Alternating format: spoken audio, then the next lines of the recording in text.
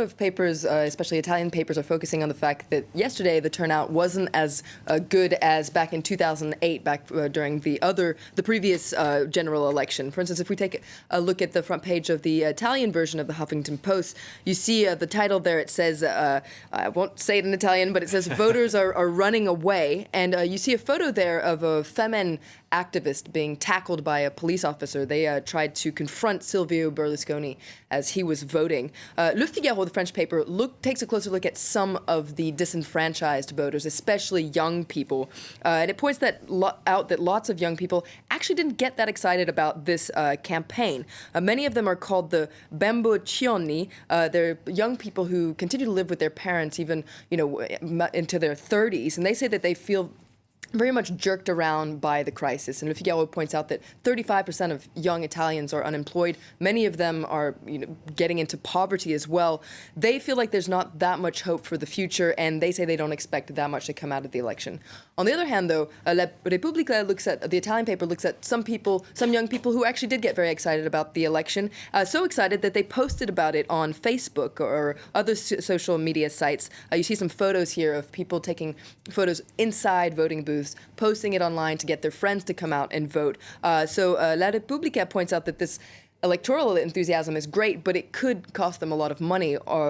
Since 2008, it's illegal to take photos inside voting booths, and if you get caught, you can spend between a month and 3 months in jail, and you can get fined 300 to 1,000 euros. Sounds like a risky business. Some Italian papers also focusing on how this election is proof that politics in Italy has changed. That's right. This is the editorial of La Stampa today that says that it's quite enthusiastic about this election, and it says that it's proof that the bipolar political system is something of the past.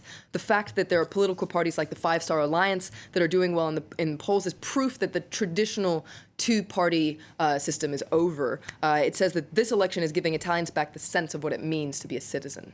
And what about non-Italian papers? What are they saying? Well, a lot of the other papers are focusing on what this means for the economy. If we take a look at Gulf News, for instance, they're rather pessimistic. They say that the elections are unlikely to cure Europe's sickest man. They say no matter who wins the election, there'll be two major losers, and that's Italy and the Eurozone. According to Gulf News, the problem is that there's no political party that has a realistic plan to tackle the country's economic problems. No politician seems to have the guts to make Italians swallow the bitter economic pill that they need to swallow after decades of overindulgence, as Gulf News says. And the Wall Street Journal, they're also focusing on the economy, aren't they? That's right. They say that a generation of Italians are feeling the fiscal squeeze.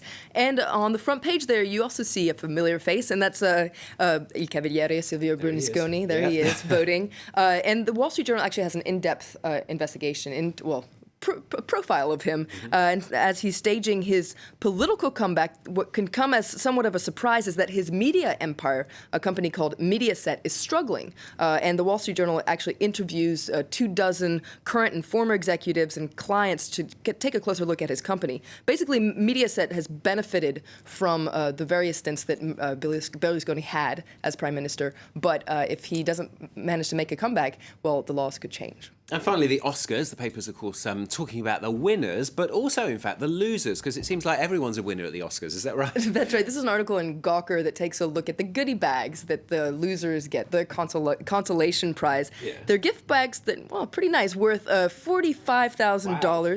Includes a trip to Australia, but also some kind of raunchy elements as well that Gawker says might not be appropriate for the youngest Oscar nominee, who was only 9 years old. For instance, not quite sure what she'll have. There's a six-pack of naked condoms, basically, worth $20. Okay. You have a Bonita Platinum Tequila worth $99. Also a premium electronic cigarette, and something really scary called the Vampire Facelift that's worth $5,000. So not quite sure what you shall have, but sounds pretty scary. You can have the tequila. What shall I have? I might have the Vampire Facelift, $5,000. Sounds like a bargain. Thanks very much. Florence VILLEMINOT with the International Papers here on False Fan Cat. Coming up then is the leisurely French lunch. No more as lunch breaks get shorter. More French workers are turning to the humble sandwich for lunchtime sustenance. Matthew Warren here with that. The Business after the break.